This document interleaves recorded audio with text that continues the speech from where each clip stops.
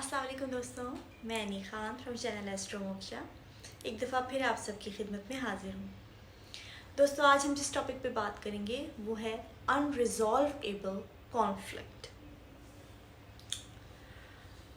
दोस्तों, जो नार्सिसिस्ट होता है वो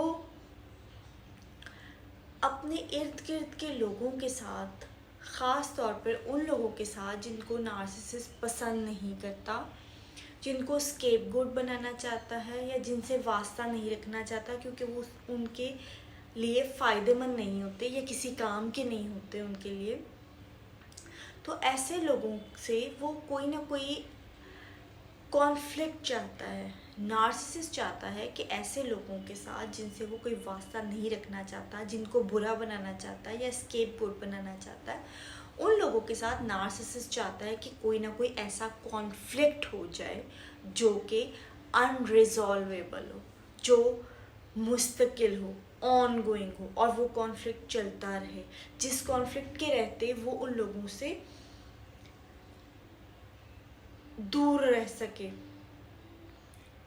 ख़ास तौर पर जब नार्सिसिस्ट पे कोई जिम्मेदारी होती है, किसी ऐसे शख्स की जिम्मेदारी जो नार्सिसिस्ट को लगता है कि उनके लिए फ़ायदेमंद नहीं है, तो वो कोई ना कोई ऐसा कॉन्फ्लिक्ट क्रिएट करते हैं जो कॉन्फ्लिक्ट कभी सॉल्व नहीं हो सकता। इसलिए सॉल्व नहीं हो सकता क्योंकि वो सॉल्व नहीं करना चाहते।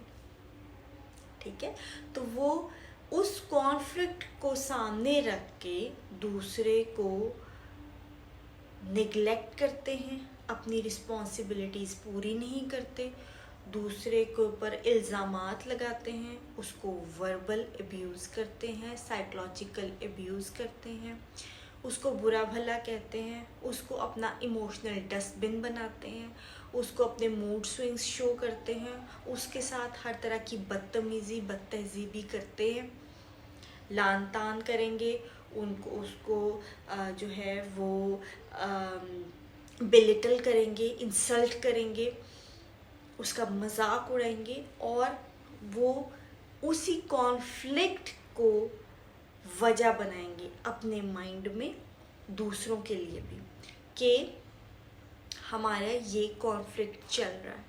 अब वो कॉन्फ्लिक्ट किस तरह का होता है? वो कॉन्फ्लिक्ट समझ ले दोस्तों इस तरह का होता है कि आप एक मछली से कहें कि वो दौड़ के दिखाए, या एक ज़मीन पे रहने वाले जानवर से कहें कि वो तैर के दिखाए या पानी में रहना शुरू कर दे। तो वो इस तरह का कॉन्फ्लिक्ट होता है कि इंसान की जिसके साथ ये नार्सिसिस्ट कॉन्फ्लिक्ट चाह रहे होते हैं, उस इंसान की सारी काबिलियत, उस इंसान की सारी खूबियाँ एक तरफ, लेकिन वो ऐसी चीज़ बोलेंगे कि वो मछली को कहेंगे कि तुम उड़ के दिखाओ।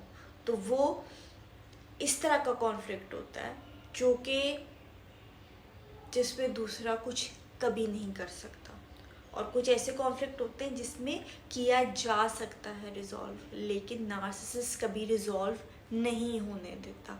उसको एक तरह से मसला कश्मीर बना के रख दिया जाता है अपने फ़ायदे के लिए। तो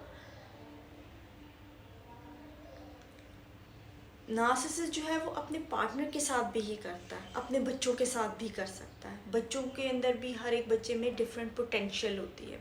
तो जो बच्चा आर्ट में अच्छा है उसको कह दिया जाएगा कि तुम साइंटिस्ट तो नहीं बन सकते, इसलिए मेरा मुंह अब कभी सीधा नहीं होगा तुम्हारे साथ। इस बात को वजह बना के मैं तुम्हें साइलेंट ट्रीटमेंट दूंगी। मदर इस तरह कर सकती है, फादर भी कर सकता है। बच्चा अगर पढ़ाई में अच्छा है तो कहेंगे हाँ पढ़ाई में अच्छा है तो क्या हुआ, तो किताबी कीड़ा है, घर के कामों में तो हाथ नहीं बटा सकता। हालांकि बच्चा बहुत छोटा भी होगा तो भी, ये मैं आपको मिसाल दे रही हूँ, कोई भी बच्चे को कोई भी चीज़ कही जा सकती है। सोशल स्किल्स का ताना दिया जा सकता है कि तुम तो बद इखलाक हो, या तुम उसकी किसी, हर एक इंसान में वीकनेस होती है। बच्चों में भी वीक पॉइंट्स भी होते हैं, स्ट्रॉन्ग पॉइंट्स भी होते हैं, जिन पे वर्क करके बच्चों के वीक पॉइंट को स्ट्रॉन्ग बनाया जा सकता है। ठीक है, तो ये कोई ऐसी चीज़ चूज़ करते हैं जो ये जानते हैं कि दूसरा नहीं कर सकता। कोई इंसान होगा, मिसाल के तौर पे स्याह फाम है, तो उसे बार बार कहेंगे कि हाँ रंग गोरा होता, या अगर कोई शॉर्ट है किसी की हाइट तो कहते कि इसकी हाइट अच्छी होती। यानी कि आपका शक्ल सूरत, आपका रंग रूप अल्लाह ने बनाया है, भगवान ने, गॉड ने बनाया है, ठीक है, जो भी आप कहते हैं उसने बनाया है। तो उसमें इंसान का अपना कोई इख्तियार नहीं होता, या आप किस घर में पैदा हुए हैं, आप अगर कास्ट क्या है आपकी, या आप पंजाबी हैं, बंगाली हैं, सिंधी हैं, तो उसके ऊपर ताना देते रहेंगे, उसके ऊपर बात सुनाते रहेंगे कि हाँ पंजाबी तो ऐसे होते हैं, हाँ उर्दू स्पीकिंग तो ये होते, मतलब वो चीज़ ढूंढ के लाएंगे जिस पे दूसरा कुछ नहीं कर सकता, सिर्फ बेबसी का एहसास होता दूसरे को, और दूसरा जो है वो ताने सुनता रहता है, बातें सुनता रहता है। बच्चों को भी कोई ऐसी इस तरह की चीज़, क्योंकि बच्चों के अंदर भी नेचुरल पोटेंशियल होता है, किसी के अंदर कोई होता है, किसी में कोई, तो वो देख लेंगे कि बच्चा किस चीज़ में वीक है, उस पर चौके लगाते रहेंगे। पार्टनर इनका किस चीज़ में, ऐसी कौन सी चीज़ है, अगर उसको 100 चीज़ें आती होंगी तो कौन सी 2 चीज़ें हैं जो वो शायद ना कर सके कभी। उन बातों को लेके, उन बातों को जो है वो वजह बनाकर ये दूसरे को अब्यूज़ करते हैं, ये अपनी रिस्पॉन्सिबिलिटीज़ पूरी नहीं करते और इस बात का इल्ज़ाम भी दूसरे पे लगाते हैं। ये अपने बच्चों को अबेंडन करते हैं, निगलेक्ट करते हैं, और वो कॉन्फ्लिक्ट को वजह बना रहे होते हैं। ये दूसरों के साथ कॉन्फ्लिक्ट क्यों चाहते हैं? एक तो ये वजह हो गई कि ये अपनी रिस्पॉन्सिबिलिटी से नज़र चुरा रहे हैं। दूसरा, अपना जो एब्यूज़ करने की जो एक इनकी टेंडेंसी है, वो भी उसको भी जस्टिफाई कर रहे हैं कि हम इस वजह से अब्यूज़ कर रहे हैं, निगलेक्ट भी कर रहे हैं। जिनके साथ वास्ता नहीं रखना चाहते उनको, कि अच्छा नहीं वो तो ऐसा, उसके साथ तो मेरा जो है वो ये इशू है, कोई ना कोई इशू इस तरह का क्रिएट कर लेंगे कि हाँ ये बच्चा तो मैं जब भी कहती हूँ कमरा साफ़ करो ये नहीं करता, तो ये तो बहुत बड़ा मसला खड़ा हो गया भाई, ये तो इसका और मेरा आपस का बहुत बड़ा मसला खड़ा हो गया जो कभी सॉल्व नहीं हो सकता। और बच्चा जो है वो डिक्लेयर्ड नाफरमान, और बच्चा बैड सीड है, बुरा है, ठीक है। तो और बड़ों के साथ भी इस तरह का कोई ना कोई कॉन्फ्लिक्ट, कोई ना कोई बात ऐसी होगी जो कहेंगे कि हाँ भाई मैं तो जब भी जो है वो कॉल करती हूँ ये बंदा कॉल ही नहीं पिक करता, या मतलब कोई चीज़ ढूंढ रहे होते हैं जिसके ऊपर वो, जिससे ताल्लुक़ नहीं रखना चाहते, उससे ताल्लुक़ नहीं रखते, या लड़ाई चाह रहे होते हैं, या मुंह बना के रखना चाह रहे होते हैं, तो वो कुछ ना कुछ ऐसा क्रिएट कर लेते हैं। एक इसकी वजह ये भी होती है कि इनका जो इनर वर्ल्ड है ना, इनर वर्ल्ड में बहुत ज़्यादा कॉन्फ्लिक्ट होता है। इनर वर्ल्ड में पीस नहीं होता, सुकून नहीं होता। तो जब इनके इनर वर्ल्ड में सुकून नहीं होता, इनका इनर वर्ल्ड इनको एक्सेप्ट नहीं करता, ठीक है, ये अपनी पर्सनैलिटी को, अपनी ज़ात को ना तो एक्सेप्ट करते हैं, ना कभी वैलिडेट करते हैं लाइफ में। इसलिए ये अपने साथ कभी तन्हा भी नहीं रह सकते। अपने आप से, अपनी पर्सनैलिटी से नज़र बचाने के लिए डिफरेंट चीज़ें करते रहते हैं, ड्रामा क्रिएट करते रहते हैं, दूसरों की लाइफ पे हाइपर फोकस करके रखते हैं, दूसरों को कंट्रोल फुल करने की कोशिश करते रहते हैं, क्योंकि ये अपने आप को देखना ही नहीं चाहते, अपने आप के साथ डील ही नहीं करना चाहते। तो जब इनके इनर वर्ल्ड का ये हाल है, सबसे बड़ा तो कॉन्फ्लिक्ट ये है कि इन्होंने अपने आप को वैलिडेट ही नहीं किया, अपनी पर्सनैलिटी को वैलिडेट नहीं किया, तो अपने साथ तो रह ही नहीं सकते। इससे बड़ा कॉन्फ्लिक्ट क्या हो सकता किसी का, अपनी ज़ात के अंदर ही। तो वो जो इनर केओस है, इनर कॉन्फ्लिक्ट है, आउटसाइड वर्ल्ड में वो मैच करने की कोशिश करते हैं। ये कभी भी रिजॉल्व नहीं होता इनका इनर कॉन्फ्लिक्ट, इनर इनका जो केओस है वो कभी शांत नहीं होता, पीसफुल नहीं होता। ये अपने आप को कबूल ही नहीं करते, ये अपने अपने इमोशंस को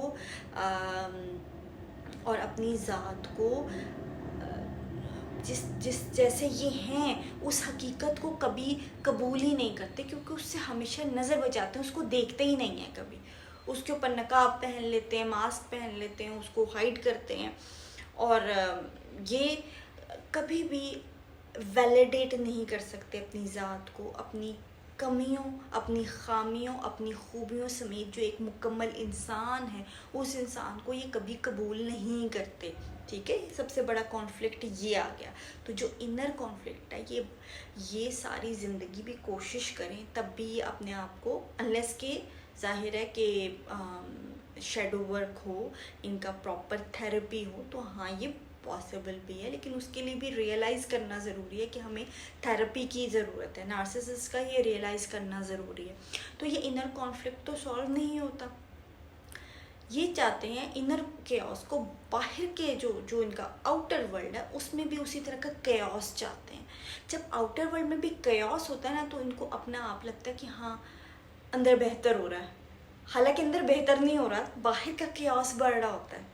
जैसे कहते हैं ना कि शोर है किसी चीज़ का, उसको बंद करने की बजाय, ख़त्म करने की बजाय हम लोग टीवी ऑन करके या फिर म्यूज़िक ऑन करके उसका शोर और भी लाउड कर लेते हैं। तो ये अंदर को खामोश करने की बजाय बाहर जो है वो लाउड करते जाते हैं, केओस बढ़ाते जाते हैं, अंदर को वो करने के लिए कि हाँ अंदर बेहतर हो रहा है, कम हो रहा है, एटलीस्ट बाहर से तो बेहतर ही है। तो ये क्रिएट कर रहे होते हैं अपने इर्द गिर्द के लोगों के लिए, ड्रामा क्रिएट कर रहे होते हैं। उनकी ज़िंदगी जो है उसको जो है वो उसमें मुश्किलात पैदा कर रहे होते हैं। तो इन द इनर कॉन्फ्लिक्ट को जो है वो मैच करने के लिए, जिस तरह से ख़ुद ये हमेशा इस मुश्किल में रहते हैं कि कभी वैलिडेशन मिले, कॉन्फ्लिक्ट सॉल्व हो, कभी नहीं होता। ये बाहर के वर्ल्ड में किसी ना किसी को इस अजियत में मुब्तला करके रखते हैं। कोशिश करेंगे कि सबके साथ जिनसे भी वास्ता पड़ता है उनको यही अजियत देते जाएं कि वो ऐसा कॉन्फ्लिक्ट हो जाए, ऐसी मुश्किल में दूसरे को डाल दिया जाए, उसके इनर वर्ल्ड में ऐसा कॉन्फ्लिक्ट डाल दें कि कोई बच्चा सारी ज़िंदगी सोचता रहे। कोई बच्चा अगर परिंदा है तो वो सारी ज़िंदगी सोचता रहे कि मैं तो तैर ही नहीं सका, या अगर कोई बच्चा मछली है तो वो सारी ज़िंदगी सोचता रहे कि मैं तो उड़ ही नहीं सका। तो ये इनर वर्ल्ड में जो है वो एक उलझन, एक कॉन्फ्लिक्ट, एक परेशानी जो है वो दूसरे के डाल देते हैं, या दूसरे के साथ ऐसा मामला क्रिएट कर देते हैं जो ये सॉल्व भी नहीं करना चाह रहे होते। यानी कि बच्चे भी अगर इनके पास आएंगे ना कि मम्मा मैंने ऐसे नहीं ऐसे किया है, ये उनको कंप्लीट साइलेंट ट्रीटमेंट देंगे। ये चुप होके जो है ना वो चुप करके रहेंगे ताकि मामले जो हैं वो सॉल्व ना हों, मामले प्रोलॉन्ग हों, मसले बढ़ते जाएं। मसला कभी, क्योंकि उस बच्चे के साथ मसला सॉल्व ही नहीं करना चाह रहे होते। जहाँ पे इन्होंने मसले सॉल्व करने हो तो दूसरे की गलती होती है, जो गोल्डन चाइल्ड है या जिनको ये जो है आइडियलाइज़ कर रहे होते हैं उसकी भी गलती होती, तो जाके कहते हैं कि मैंने किया था। वो उसके सामने अब मान लेते हैं कि मैंने किया था। ऐसा भी होता है कि वो दूसरे की गलती को मान के अपने ऊपर इल्ज़ाम ले लेते हैं कि वो ताल्लुक़ ना ख़राब हो जाए, क्योंकि वो ताल्लुक़ इनको फ़ायदेमंद लगता है अपने लिए। तो ये था जनाब नार्सिसिस्ट की लाइफ में ऑन गोइंग अनरिजॉल्वेबल कॉन्फ्लिक्ट। तो इंशाल्लाह नेक्स्ट टाइम किसी और टॉपिक के साथ आपकी खिदमत में हाजिर होंगी। बहुत शुक्रिया, अल्लाह हाफ़िज़।